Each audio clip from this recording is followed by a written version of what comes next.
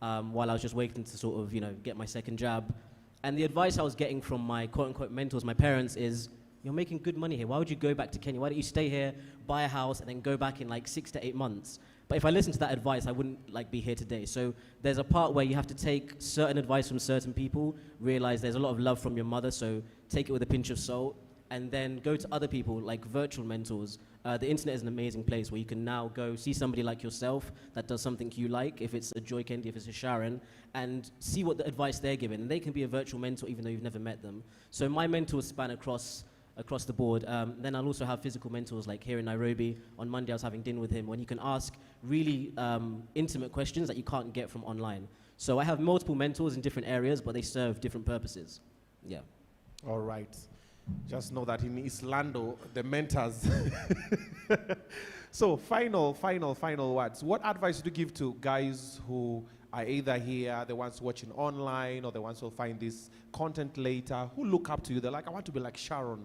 I want to be like Joy. I want to be like Eli when I grow up. I look up to them, they're my role models. What advice can you give them? Let's start with Sharon. I have a lot of advice to give because give them the main.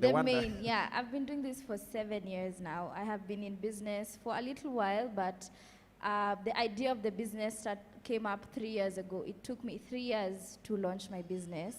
And I chose to lead financial management because when I started my business journey, I somehow was able to raise funds 3 years ago, and guess what I did with those funds?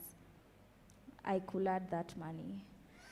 Any little money where you get enjoyment. I raised the money 3 years ago, and I ate that money, and I can't even tell you, I can't even remember what I used it on. You ate it in how long? I don't even remember, but I just know that I ate the money and I wasn't able to start the business 3 years ago. The money?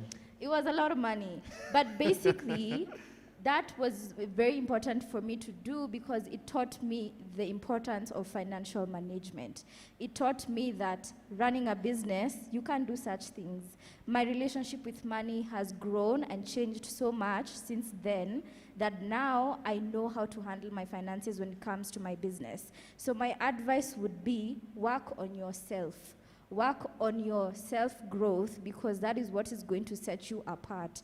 The discipline, the determination, you have to be disciplined in every area of your life. Your finances, your attitude, your time management, all areas of your life have to be disciplined in order for you to set yourself apart from everyone else. Nice. Any little money where you get, yeah, that will kill your business. You've heard from her. You just enjoy. You're like, don't worry about my business. My business will take care of itself. Joy, the ones looking up to you, they're like, I want to start blogging, man. I have a little camera here. I have a laptop. I can edit my footage. My biggest advice, I'm assuming most people here are in their 20s. Yes? Early or late? 20s, 20. 20s, no, but 20. it makes a difference. As we are 24. Hey.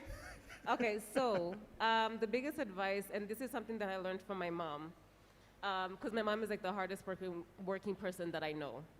She used to work 3 jobs, including even cleaning dishes, in order to keep us functional as kids. And the one thing that I learned is take advantage of your age. Take advantage of your age. If you are in your 20s, I know a lot of people think that 30s is old. It ain't. So if you're in your 20s, this is the time for you to make all the mistakes in the world. And I don't mean that in a fun way. I mean, this is a time for you to, like for example, for me, when I was in college, I literally did 2 internships and going to college, including blogging. So when people tell me, I'm a full-time student, that's all I need to do. You're not in school from 8 a.m. to 6 p.m. You're not. It's no longer primary school, it's no longer high school. Take internships, even if they're unpaid. All my internships were unpaid, but I used that to learn. I did internships in KTN. I learned the production aspect. I interned in a production company to learn how to shoot, edit, everything. YouTube is your friend. There's absolutely no reason why just school should be your full-time. Absolutely no reason. You have more than enough time to do everything. If that means that you have to cut down your partying by half, such is life. Because when you turn 27, you will realize how much that time that you took in college to learn as much as you could is actually beneficial to you. Perfect example, I did so many internships, and when I graduated from college, I was one of like maybe 3 friends who had 4 job offers the day of my graduation. Because I had the actual work experience. I had something where companies were just like, you're young, but you have way more experience than the person who had a 4.0 GPA, which I did not. I graduated with 3 but I had way more job experience than anybody else my age. So if you're in your early 20s, please work. Find a way to learn as much as you can. Internship, go, it doesn't matter. At your friends, or not your friends, your mom's best friends, whatever company. This is the time for you to learn as much as you can, make all your mistakes, and don't kula your money. I also like, I kula my money. You learn the hard way. Eh? Team Sherehe. Team above the head. You've heard, eh? It's not that you are in school, you're like, school Sherehe, school Sherehe.